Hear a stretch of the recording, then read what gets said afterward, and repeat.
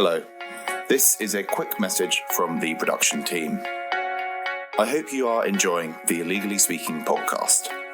Due to the current COVID-19 link crisis, the next few episodes will be recorded through our video communication software.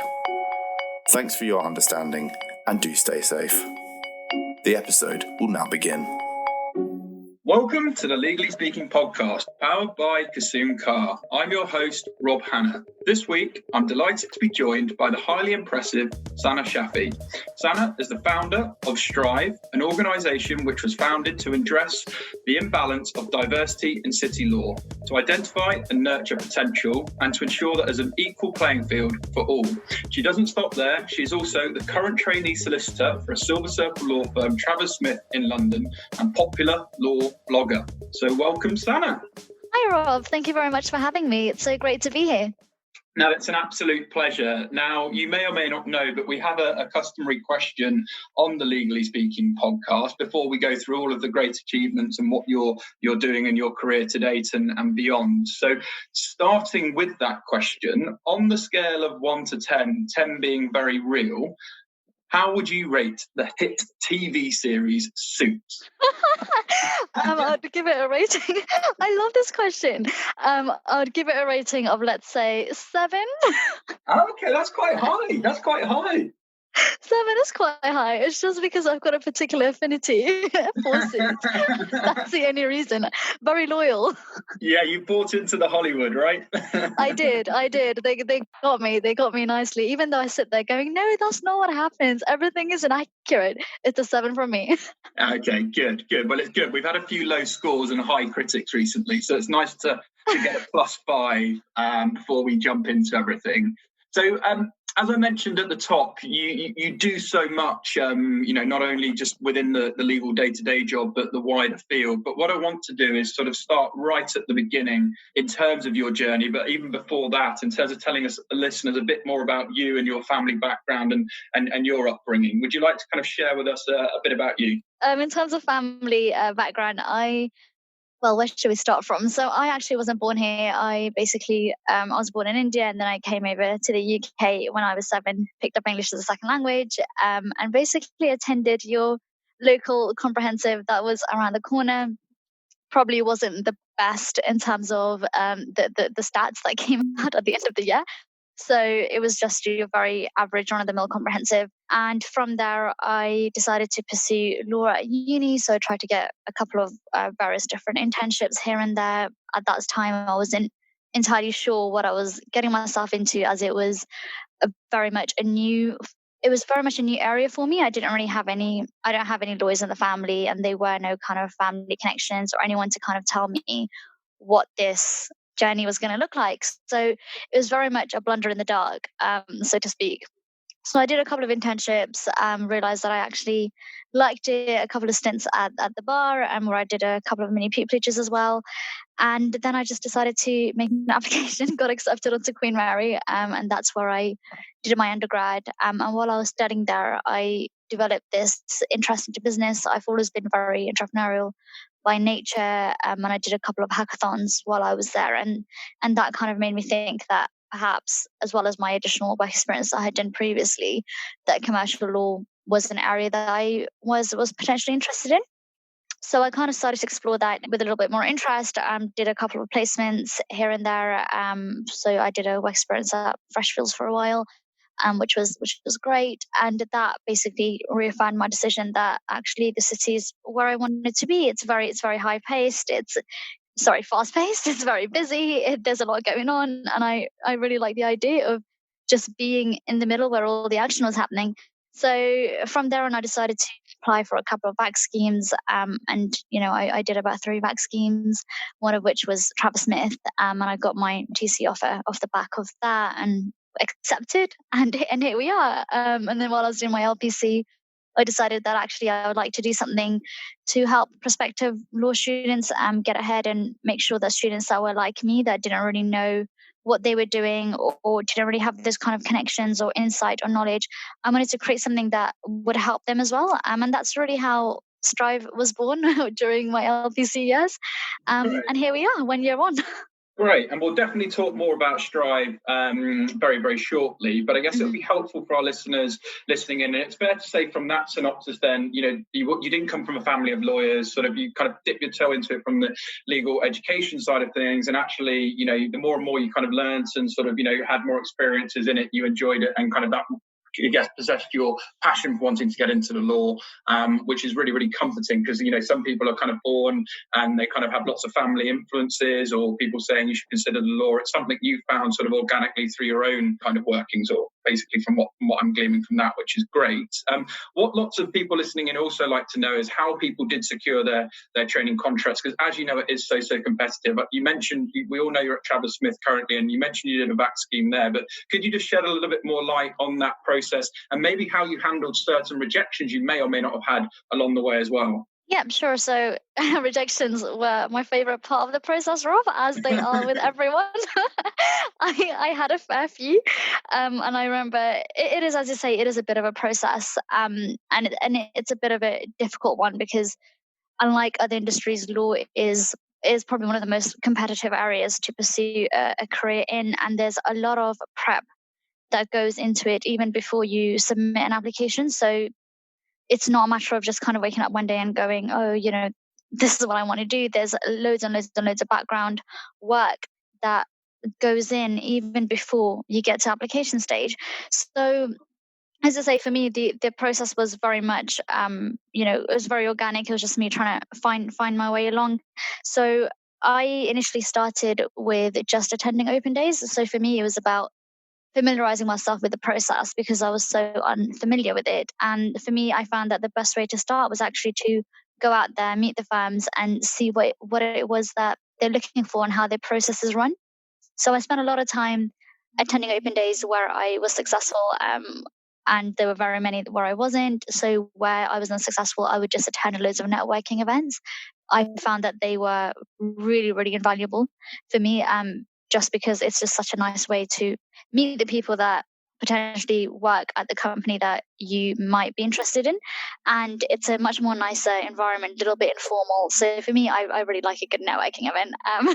I get a little bit happy about it. And obviously the food is great. So Yeah. not that that's the reason you go there, but definitely the food is always a good bonus. So it's a good icebreaker, that's for sure. Yeah, it is. And, you can, if it gets really bad, you can just network with the food and nobody will ever know.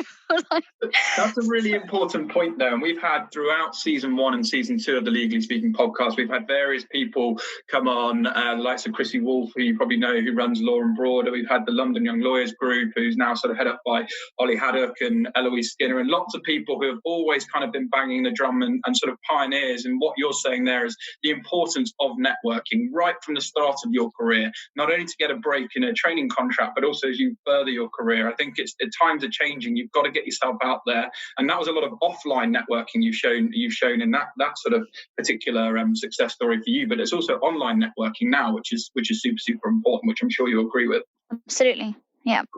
Great. You've not qualified yet. You are going through your training contract. Which area of law do you wish to specialise in? Wow. I think it's very much very early days still. At the moment, I'm trying to keep an open mind as much as possible. And for me, the first part was just knowing what kind of seats I was potentially interested in. So I've done a seat in corporate. I'm currently in funds at the moment. And, I was quite keen on employment being one of my option choices. And then for the third seat, I wasn't, competition would be nice, but I'm not particularly fussed, because I'm just one of those people that gets enthusiastic about pretty much everything. There isn't really anything that I kind of look at and go, oh my God, I'd kill myself if I was there. Yeah.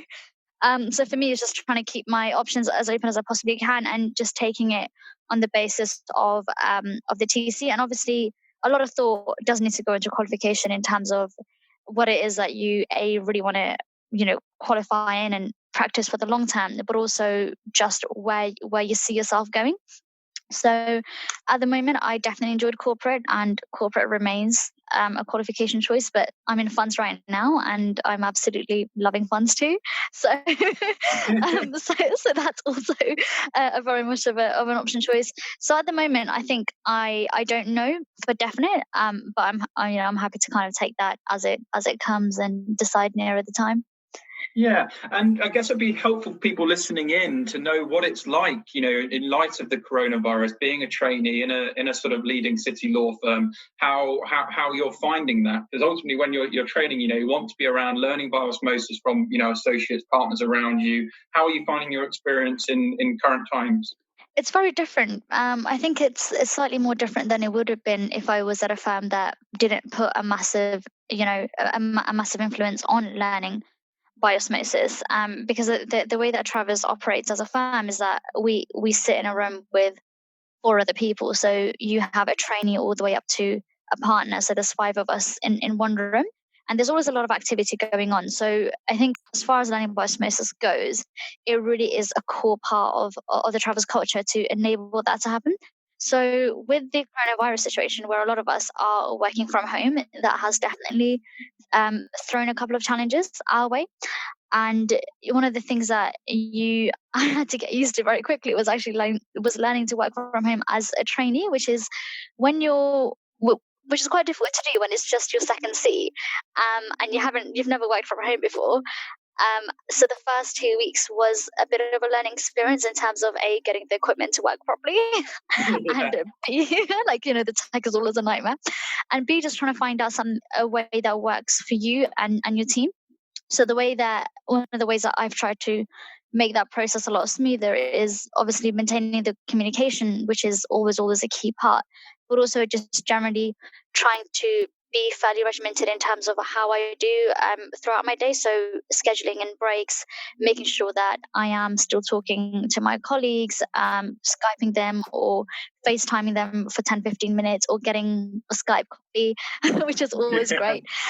So it's things like that which are really helping to make sure that you're still building those relationships with the people in the firm that are fundamentally very, very important to your career and going forward, but also making sure that you are also being proactive, because I find that when you're talking to people and you're all in it together, it makes it less lonely, which is great, but also it's also quite motivating to know that everybody else is kind of in the same boat as you, and you're all kind of going through the same thing, and you can always help each other out and give each other tips that you might not otherwise get if you just put yourself, just sit in front of a desk and just get on with it.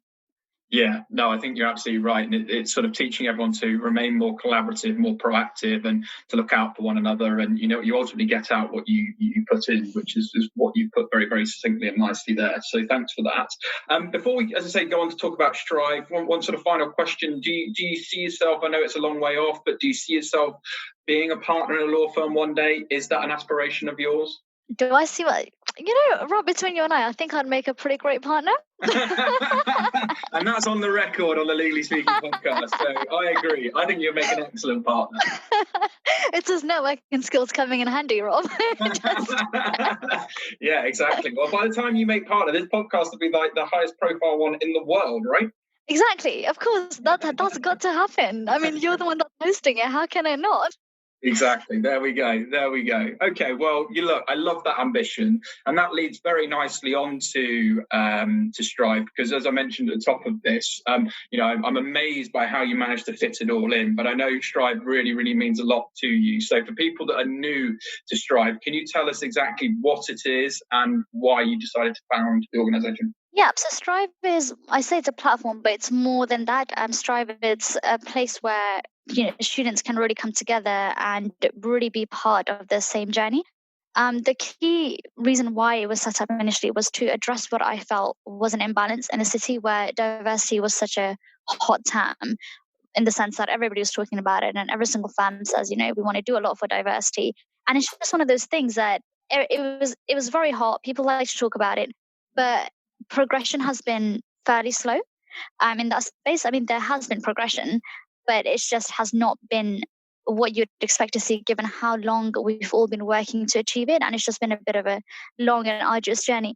So we wanted to set up something that really was accessible for all. That was a key thing. We wanted to make sure that Strive resources were things that anybody that wanted to know a little bit about law and wanted to know how to get into it, they could find this information there and they could access that quite easily. So, and the reason being for that is we think if we want to increase diversity, we have to start removing barriers.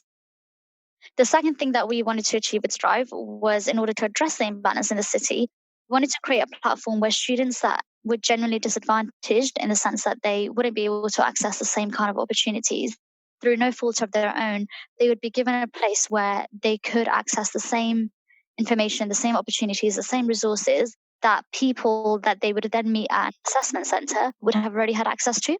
So it's really all about addressing, but leveling the playing field through education, through opportunities, and making sure that everybody receive the same quality of training, because we felt that the only way to address an imbalance is to make sure that everybody kind of enters the assessment center at the same level, rather than two groups of students where you've got somebody who, as an example, has probably gone to a very good grammar school, has subsequently gone on to Oxbridge, done very, very well for themselves. Of course, they've worked hard, but by virtue of the fact that they've gone into grammar school, then subsequently Oxbridge, they've also had access to loads of opportunities. So they've had firms coming onto campus, they've had loads of presentations being given to them, they've had loads of support from their career service and so forth. So you've got this individual who clearly knows what's going on and where they want to go, as well as they've got the Oxbridge brand behind them. So there's loads of advantages in being person A. And then you might have person B, who probably attended a local comprehensive the same way that I did, probably had no clue about law until they actually started at university, and they kind of had to start thinking about where they wanted to be and where they wanted to go, and realizing that actually there is so much information out there that you don't really know where to start and where to look from. So in that case, we wanted to create something where person B could access the same kind of information, the same kind of training. We would help them draft their applications, give them the same kind of skill set, and allow them to develop those skill sets that person A would have naturally acquired over time, so that when person A and B both turn up at assessment center, they're able to compete on an equal footing, and individual B can compete on their own merits. It's very much of a meritocratic system. We don't really believe in any kind of barriers or backdoors entry or anything along those lines. It's very much the fact that we believe that all of our students are talented enough. They've just never had that opportunity to display that potential. And for us, it's a matter of getting that potential out there into the open and making sure that when they do turn up at an assessment center, they can perform at the very best, knowing that they are good enough and they've had the same kind of opportunities. It's really a way for us to minimize the disadvantage. So that's really what the motivations behind Strive was. So when we first started out, we took on about 85 students onto our program. This was last year, from all kinds of backgrounds. I think the only thing in common that our Strive students have is that they have nothing in common at all, that they are all very, very unique and very different. And 1 year later, we had our success rate was roughly 85%, where 85% of our students secured a vacation scheme or a training contract offer from leading law firms like Clifford Chance, Notorious Fulbright, and various others. So it's for us, it was a bit of an experiment in the first year, as we were really going up against the tide, in the sense that we were kind of saying to law firms that we've got students that don't necessarily have A-star AA on paper, but who are nonetheless very, very bright and very talented and very capable. And a lot of firms are kind of going, but how do you know that? And we said, well, good question.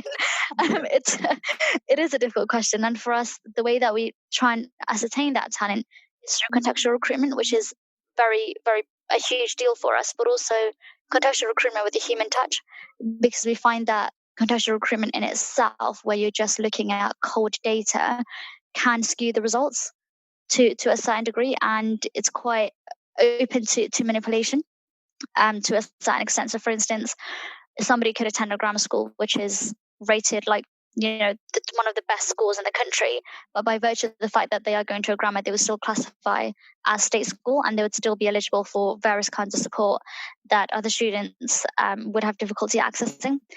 And that was one of the key things that we wanted to address with Strive, was making sure that our resources was really reaching students that genuinely needed it. Yeah, no, and I love that. And I think that's such a great concept. And for people listening in, you describe obviously Strive as a platform. How can people, I guess, get access to this or apply or become a member? Can you talk more about that sort of general process? Yeah, sure. So you can split our kind of membership into two parts. So we have our candidates who we call them our program candidates who become enrolled onto the program. So the program would open up once a year. And it is very much a year-long program. So we'd open it up around summer, ready to kick off in September, October period. And this would continue for an entire academic year. So that's a program. There are about 85 places on it every single year, because that is the number that we cap it on, and we can split that into a first year program and a second year program. And our first year program is a lot smaller. We cap that at about 25 students only.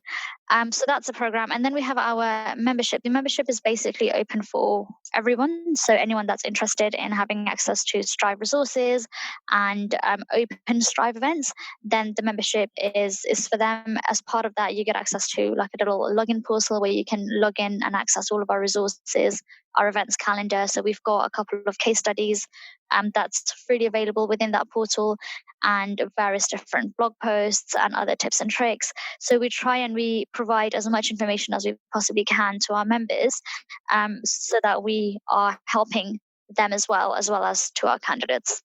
Yeah. And the membership application it's very straightforward, in the sense you just go on the website, sign up, fill in a quick form, and that's it. Great. And in terms of sort of the longer term or future ambitions for Strive, I know you've talked about some initiatives. Is there anything you can share that's sort of in the future that you're planning that might be quite interesting for our listeners to sort of know about?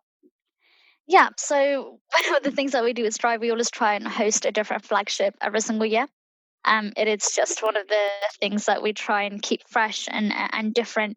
So this year's flagship was supposed to be, which has been put on hold because of Corona, unfortunately. It was supposed to be a diversity hackathon, which was a way for us to get various city law firms together in a room and think about the solutions that we can actually implement in this journey towards diversity. And it was supposed to be a very much of a collaborative approach and a way for us to get all these different great firms and the great initiatives that they are working on into one room, and create something that was a little bit more tangible and something that we could actively work towards together rather than individually. So that the hackathon was a flagship for this year. We are looking to get it back on as soon as we know what's happening with the coronavirus outbreak and how that's going to unfold. One of the things that we are also looking into is a Strive conference. So it's very much of a student conference, a little bit like a training contract boot camp. And the idea is that it's very much open to all, and similar to a boot camp, the idea is that we equip students with all the information that we possibly can provide them in the space of a day, that will allow them to then go on and start implementing those tips and techniques from the day, and they can adopt them in their own applications. And the idea is that our students walk away from that conference feeling empowered to make these applications and knowing that they've got the right kind of information and they've got a good starting point. So that's one of the second events that we've got. And then just generally, one of the things that we do look at is hosting various different law firm events. So that's something that's always pretty much ongoing. We haven't really done any this year just because of various different reasons. One of the things that we're doing at the moment is converting Strive into a charity. And that's one of the reasons why some of the events that we would normally do, we haven't really had a chance to get those off the ground, because until the incorporation is complete, we just thought it'd be better to hold off. But yeah, law firm events is something that's always ongoing, and we would always encourage students to apply. Some of them are open events, which means that they are open for all, and some are candidates only, but those distinctions were made quite clear. Great. Okay. Well, I think that gives everyone a really good comprehensive overview of Strive. So thanks so much for that. But I, as I mentioned again at the top, it doesn't stop there, because, as part of other things that you do is also you're a popular sort of law blogger. So do you want to sort of tell us more about that and what sparked your passion for wanting to sort of do blogging? So my passion for vlogging, it really just started just because when I was starting out, I remember looking around and thinking it'd be really nice if somebody had a blog that kind of told me what I needed to do next. So, and given that there weren't that many at that time, I started to document my journey on LinkedIn, as well as on my own blog post. And I found, and it was, it took off. It basically just took off, and loads of people were interested to see what the journey was like. And it's just something that I started off on a whim, initially just on LinkedIn, just posting about my kind of journey and the things that I've learned and any tips and techniques that I would adopt. And then Strive was set up, and I could do a lot more of the tips and techniques, because through Strive we were helping about hundreds, around about 85 to 800 students get training contracts. So there were loads and loads of things that we identified through that process, and I thought it'd be really nice to just share that with everybody else. And for me, it was just about being not necessarily a voice, but it was just about documenting my experiences, so that if anybody ever wanted to go and find out what it was like, or if they ever wanted some kind of guidance, they could always come back to one of my posts and they should be able to find everything there. So that's really what motivated it. It wasn't really a strategic plan, I'm afraid, Rob. It just kind of happened. No, but I really love that. And it's a really nice new wave of the future lawyers and people coming through about this whole giving back generation. You may be familiar with, obviously, Harry Clark, who does a lot of blogging, Gorgon Chung, and, all of these various people that are friends of the Legally Speaking podcast as well. And I just have so much admiration for all the work and efforts you're prepared to do, part of giving back to actually help others. I really like the collaborative sort of nature of the future lawyers and people in practice that are giving back. So, no, I love it. In addition, you're also the author for The Market Mogul. So tell us more about that. So the Market Mogul was it's also another platform that started a couple of years ago, and they kind of coined it as authentic news.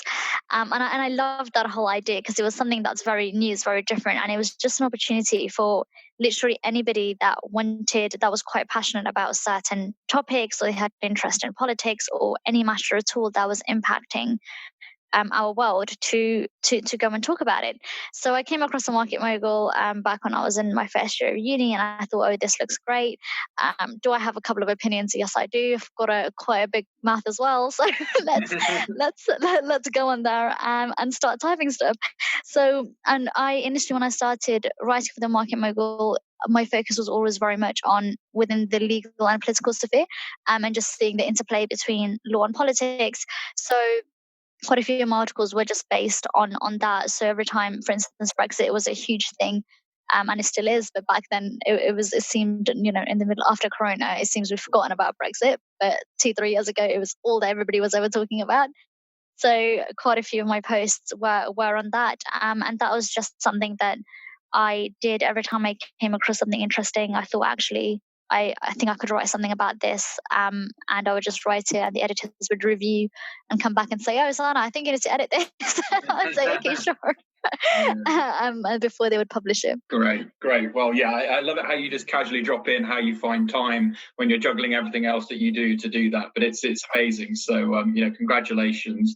I think in terms of, as we look to close, I want to ask a couple of challenging questions, if I may. On law firms, really, putting them to the mast, what do you think they can do to support aspirational current lawyers from BAME backgrounds? Because I love what Strive's doing in terms of really trying to level the playing field, but what more do you think could be done or should be done? So I think one of the first things that law firms I think need to collectively understand is some of the challenges that BAME students face. I think understanding the challenges then puts them in a much better position to then be able to implement procedures and processes that are a lot more inclusive and a lot more welcoming to students that come from BAME and disadvantaged backgrounds. So I think that's the first thing. I think just generally there isn't that much awareness of what it actually means to be BAME, other than the fact that you happen to be not white. But beyond that, it's all about really the challenges that you might face within the industry, what the concerns are, and being familiar with those things. They say that knowledge is power, and knowing those things is really what would allow recruiters in law firms to look at their current practices and see what they can do to make that more inclusive and make those things more welcoming. One of the issues that we're currently looking at is BAME retention, which I understand is an issue for quite a lot of law firms. And it's quite, for us to correct it, we need to understand why that is an issue in the first place. Why is it that we managed to hire them, but we somehow cannot retain them? Something is going wrong. And in order to figure out what it is, we have to look deeper into the processes. And when we talk about inclusivity, we actually have to consider whether we truly are inclusive. And the only way we can do that is if we understand the nuances of what it means to be BAME, what it means to be socially disadvantaged, and the challenges that throws up, and how to best deal with those challenges going forward. And the second thing I would say is access. I would say that, of course, law firms always want the best talent, and that's fine. But there's got to be a way of enabling access for students that would not necessarily be able to attend. So, for instance, like virtual events for students that are outside of London or just simply cannot afford to travel into the city, or they have various other commitments. So, virtual events are always a great thing. And just generally perhaps reaching out to other universities that they would not typically work with is also another great way of increasing diversity rather than the stereotypical kind of city farm strongholds. Yeah, no, absolutely, and there's some really good points there. So really well said. And so as we wrap up, I guess lots of people listening in will probably be keen to hear other people's ideas of what they're doing. What do you do in the current unprecedented times for downtime? We can't just be sort of nipping on a flight here, there, and everywhere. So what are you doing day to day for downtime and sort of keeping your own sort of mental health and well-being? Is there any tips you'd share? Yeah, I mean, so one of the things that I'm very much of a social creature. I love being in touch with all of my friends and seeing what they're up to, and I think that's it's something that works for my mental health quite a lot. One, being able to talk to people. So I always try to find time where I can speak to my friends, or I can speak to my colleagues, or I can go downstairs and have dinner with my family. Like, that's quite important. So keeping the loneliness at bay. Secondly, I try and get in a bit of meditation in the morning. So it's really important to have routine. I love having a good morning routine and a good night routine, as bizarre as that might sound. And for me, my good night routine basically involves, before I get ready for bed, it just involves me putting on all of my different kind of skincare products and just really winding down for the day, having a cup of hot tea, grabbing a book, reading that, and then maybe doing a short 5-minute meditation, and then knocking off to sleep. So routine is one of the things that I find is quite calming. And just making sure that taking regular breaks when things get really busy. I think, especially when you're working from home, it gets really easy to skip on lunch and skip on breaks because you feel like you're working a lot slower, you're a lot less productive, and it can feel quite difficult. So one of the things that I now try and force myself to do is, when things get really hectic, which is a little bit counterintuitive, is I kind of go, okay, well, I'm going to go outside. I'm going to go for a quick walk, take a walk around my garden, come back, or I'm going to go downstairs and make myself some tea and just get away from the desk. It's actually one of the tips that one of my coaches told me, and I have noticed that it's made a huge difference, just being away from the space where there is so much going on, and taking 2 minutes outside. It can make a huge difference to your productivity levels when you come back. And also, just sometimes you just find the answer as you're walking back up the stairs, which is really odd. And the time that it takes for you to come back, you might go, actually, I now know what I need to do. So it's really the small things I find that are making a huge difference. And obviously eating well and sleeping well, and those things that just go without saying. Yeah, no, really, really well said. And just lastly, if people want to sort of get in touch with you or learn more about Strive, would you want to give your sort of website a shout out, or how people can find you on social media? Yeah, absolutely. So the website for Strive is www.striveconsultants.co.uk. And if anybody wants to reach out to me, I'm always on LinkedIn. So do feel free to drop me a message and follow the profile and go and have a read on my blog. There you go, folks. Sana, thanks an absolute million for featuring today. It's been a real pleasure. I'm sure you'll feature again on the Legally Speaking podcast in the future. We wish you and all the team at Strive all the best in the near and long-term future, and wishing you all the best with your training contracts at Travers Smith as well. So I hope everyone found that as inspiring and as informative as I did. And over and out. Thank you so much for having me, Rob. No worries.